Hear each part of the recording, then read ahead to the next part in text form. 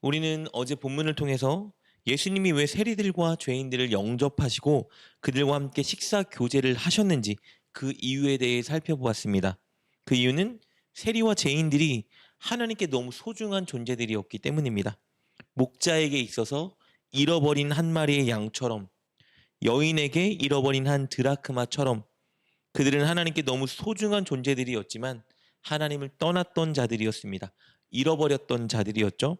그런데 그들이 회개하고 하나님의 말씀을 듣기 위해 예수님께 다가오고 있으니 하나님이 얼마나 기쁘시겠습니까? 그래서 예수님은 그들을 기쁨으로 영접하시고 그들과 식사 교제를 하셨던 겁니다. 마치 천국 잔치가 벌어졌던 것이죠. 오늘 본문은 집 나간 탕자의 비유를 통해서 하나님의 마음에 대해 더 깊이 우리에게 교훈해 줍니다. 이 비유의 내용은 이미 우리가 너무 잘 알고 있기에 간략하게 내용을 살펴보도록 하겠습니다. 부유한 아버지에게 두 명의 아들이 있었습니다. 그런데 어느 날 둘째 아들 녀석이 아버지에게 몰상식한 요구를 했습니다. 건강하게 살아있는 아버지에게 유산을 요구한 것이죠. 어차피 죽을 때 주실 것을 앞당겨 달라는 의미입니다. 당시의 관습상 살아계신 아버지에게 유산을 요구하는 것은 굉장히 이례적인 일이고 또 경우에 어긋난 일이었다고 합니다. 그런데 둘째 아들이 아버지에게 이런 일을 한 거예요. 그러나 아버지는 그의 요구대로 첫째와 둘째 아들 모두에게 유산을 나눠줍니다. 그러자 둘째 아들은 그 유산을 가지고 아주 먼 이방 땅으로 떠났습니다. 이런 몰상식한 행위는 당시 관습상 가족을 버린 것과 같은 행동입니다. 그는 아버지와 자기 형을 버린 것이죠. 그렇게 돈을 받고 아버지를 떠난 둘째 아들은 자신이 소유한 모든 돈을 허랑방탕하게 허비했습니다. 창기들과 어울려 다니며 돈을 뿌려댔습니다. 결국 그러다 완전히 파산의 지경에 이르게 됐죠. 한 끼를 때울 돈도 없어 남의 돼지를 쳐주면서 목숨을 유지할 정도 배만 간신히 채우고 있었습니다. 아주 비참한 삶을 살게 되었습니다. 이 비참한 생활에 지친 둘째는 이러다 굶어 죽을 것 같은 생각이 들어 한 가지를 결심하죠. 떠나온 아버지에게 돌아가기로 결심합니다. 그는 고난을 겪으면서 자신의 어리석음과 아버지께 저지른 잘못을 진심으로 뉘우쳤습니다. 그래서 그는 가장 먼저 아버지를 만나면 자신의 죄를 아버지께 고백하고 용서를 구하겠다고 마음먹었습니다. 그리고 자신이 저지른 죄의 대가로 스스로 자신에게 내린 처벌이 있습니다. 그것은 아버지에게 더 이상 아들이 아니라 아버지의 종, 즉 아버지의 품꾼이 되기로 결단한 것입니다. 더 이상 아들로서는 스스로 생각하기에도 자격이 없다는 것을 깨달았기 때문입니다.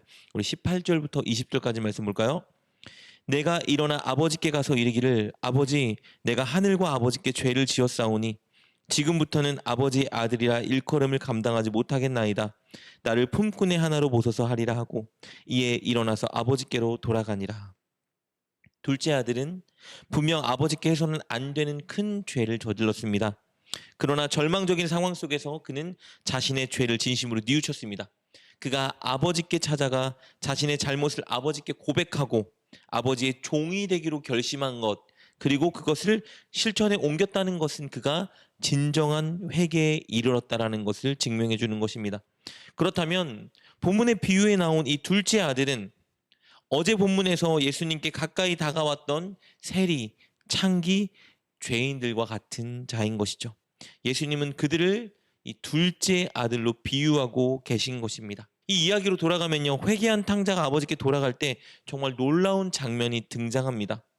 이 둘째 아들 녀석이 아버지께 잘못을 고하고 용서를 빌기 위해 고향으로 돌아올 때 아주 저 먼 발치에서 빠른 속도로 아버지가 그에게 달려오고 있던 그 장면입니다. 20절 말씀입니다. 이에 일어나서 아버지께로 돌아가니라. 아직도 거리가 먼데 아버지가 그를 보고 측은히 여겨 달려가 목을 안고 입을 맞추니. 이 장면이 놀랍고 인상적인 이유는 아버지는 집 나간 둘째 아들이 지금 돌아오는지 전혀 알지 못했기 때문입니다. 알지 못했는데 아버지는 둘째 아들이 돌아올 때 그에게 달려가 그를 안고 입 맞췄다는 것이죠. 이것이 의미하는 것은 아버지는 둘째가 집을 나간 그 순간부터 늘 이렇게 집 앞에 나와 아들이 언제 돌아올까 기다리고 있었다는 것이겠죠. 아들이 돌아올 때 달려가 그를 안아주고 잘 돌아왔다고 말해줄 그 준비를 늘 하고 있었던 것입니다. 그를 너무 사랑했기 때문이죠. 하나님이 바로 이 비유의 아버지처럼 그렇게 세리와 창기와 죄인들을 사랑하고 기다리고 계셨던 겁니다. 그리고 그들이 예수님께 다가와 말씀을 듣고 회개하니 너무 행복하셨던 것이죠. 오늘 이 비유의 이야기는 하나님이 죄인들이 주께로 돌아올 때 얼마나 기뻐하시는지 그 마음을 묘사해 주고 있는 것입니다.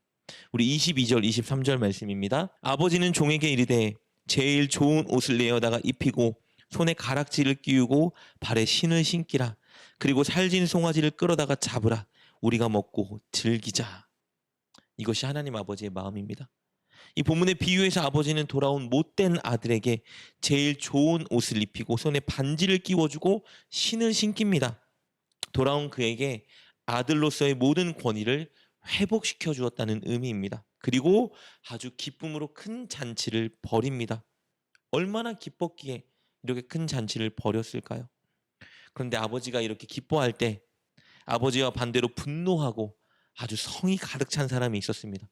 돌아온 둘째 아들의 형입니다. 아버지의 첫째 아들이 단단히 뿔이 났습니다. 형은 동생을 극진히 대접하는 아버지에게 더 화가 났습니다. 환대받을 자격이 없는 이놈을 위해서 잔치를 베풀어 주시는 아버지가 정말 마음에 들지 않았던 것이죠. 그래서 잔치에 들어가지 않습니다. 그리고 아버지께 이렇게 항변하죠. 30절 말씀입니다. 아버지의 살림을 창녀들과 함께 삼켜버린 이 아들이 돌아오매 이를 위하여 살진 송아지를 잡으셨나이다. 형은 아버지의 마음을 전혀 알지 못했습니다. 아버지와 함께 같은 집에 살았고 아버지가 시키는 여러 가지 일을 했지만 전혀 아버지의 마음을 공감하지 못하고 있었습니다. 그리고 동생을 인간 취급하지 않았습니다. 동생이 죄를 뉘우치고 아버지께 잘못을 회개한 것은 그에게 중요하지 않았습니다. 이미 그가 인간 이하의 짓을 하고 죄를 지었기에 그를 용납할 수 없었던 것입니다. 이것이 바로 당시 바리새인과 서기관들 그리고 종교 지도자들이 세리, 창기, 죄인들을 향해 가졌던 마음입니다. 그들은 예수님을 이해할 수 없었습니다. 어찌 권세 있고 능력 있는 자가 세리와 창기와 죄인들을 영접하고 그들과 함께 식사할 수 있단 말입니까? 그들은 도저히 이해할 수 없었던 겁니다. 그러나 하나님 아버지는 그들이 회개하고 하나님께 돌아올 때 가장 기뻐하셨습니다. 왜냐하면 하나님은 신 중의 신이요 창조주이지만 무엇보다 우리 모두를 사랑하는 우리의 아버지 되시기 때문입니다. 오늘 이 비유 마지막 절에 그 하나님 아버지의 마음이 이렇게 묘사되어 있습니다. 32절입니다. 이 내 동생은 죽었다가 살아났으며 내가 잃었다가 얻었기로 우리가 즐거워하고 기뻐하는 것이 마땅하다 하니라. 이렇게 하나님을 떠났던 죄인이 하나님께 돌아올 때 가장 기뻐하십니다. 그래서 예수님은 공생애 내내 당시 죄인들과 소외된 자들이 회개하여 돌이키면 그들을 영접하고 그들을 안아주셨던 겁니다. 그리고 주님은 우리에게 바로 이 모습을 요구하고 계십니다. 사랑하는 여러분, 우리는 하나님 아버지의 마음을 느낄 수 있어야 합니다. 단순히 예배에 참석한다고, 교회에서 여러 가지 모습으로 봉사한다고, 혹은 기도한다고 만족하면 안 됩니다. 우리는 늘 하나님을 믿지 않는 자들이 주께 돌아올 수 있도록 그들을 품고 그들을 위해 기도하고 그들을 섬기고 그들을 하나님께 인도하는 자리에 서야 합니다. 그것이 하나님이 가장 기뻐하는 일이기 때문입니다. 여러분 주변에 혹시 하나님을 믿지 않는 사람이 누구입니까? 본문처럼 하나님 아버지를 떠난 사람은 누구입니까? 우리는 그 사람들에게 본문에 등장한 나쁜 형이 아니라 좋은 형이 되어 주어야 합니다. 하나님 아버지의 마음을 공감하고 그들을 찾아가 이곳으로 인도해 줄 수 있는 좋은 형이 되어야 합니다. 그들의 돌아옴을 누구보다 기뻐하며 그들과 교제하고 그들을 축복해주는 좋은 형의 모습을 갖추어야 합니다. 꼭 하나님 마음을 공감하며 영혼들을 주께 인도하는 좋은 형이 되는 여러분 되시기를 주님의 이름으로 축복합니다. 기도하겠습니다. 하나님, 자격이 없는 우리들을 참고 기다려주시고 먼저 다가와 하나님의 품으로 이끌어주신 은혜 진심으로 감사드립니다. 이제 우리가 과거에 우리와 같은 자들을 불쌍히 여기고 섬기게 하여 주옵소서. 하나님 아버지의 마음을 가지고 그들을 사랑하며 그들을 꼭 아버지께 인도할 수 있도록 하여 주옵소서. 그들이 돌아올 때 기뻐하며 축복하는 우리가 되게 하여 주옵소서. 예수님의 이름으로 기도드립니다. 아멘. 오늘 말씀을 통해 깨닫고 결단한 것은 무엇입니까? 그것을 붙들고 하나님께 기도합시다. 그리고 그렇게 실천하며 하루를 살아가는 여러분 되시길 주님의 이름으로 축복합니다.